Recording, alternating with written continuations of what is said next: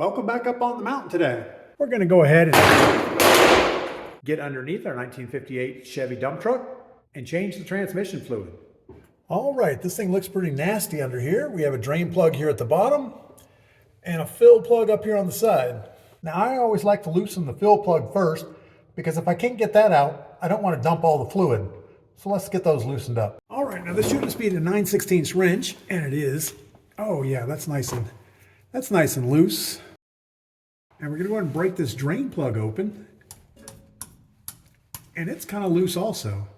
I'm thinking a lot of stuff down here probably needs a little tightening on to it. Oh yeah, that's some nasty looking stuff. Glad we're pulling this out. And now we'll go back and loosen up the fill plug at the same time. And it should give us a little bit better flow. There we go. We'll just let that drain for a couple minutes. We also went inside and stole Mrs. P's paper towels. I'm not going to tell her. All right, that's been running for a while. It's just barely dripping, so we're not going to worry too much more about that. Let's see if we can get this plug back in here. That would be nice. Hit it with the wrench and get it to about, well, I don't know what the torque should be, but we're just going to get it good and snuggish. All right, so it looks like we ended up with about maybe 4.5 quarts of oil.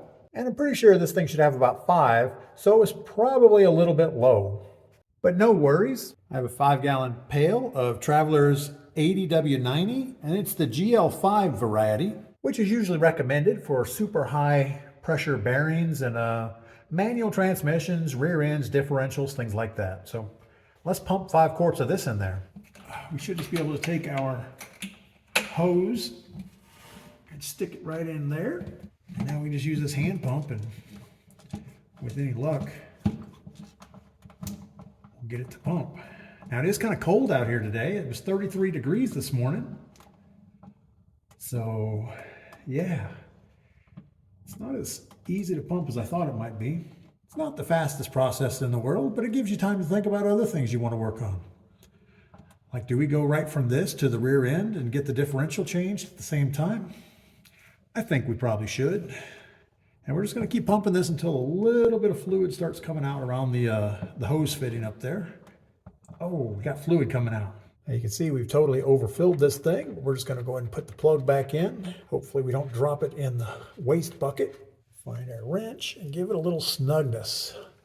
Now this one also needs to be fairly tight because once the transmission is running, those gears are throwing oil everywhere. Make it about the same tightness as the bottom one was. Something like that should be good. Perfect.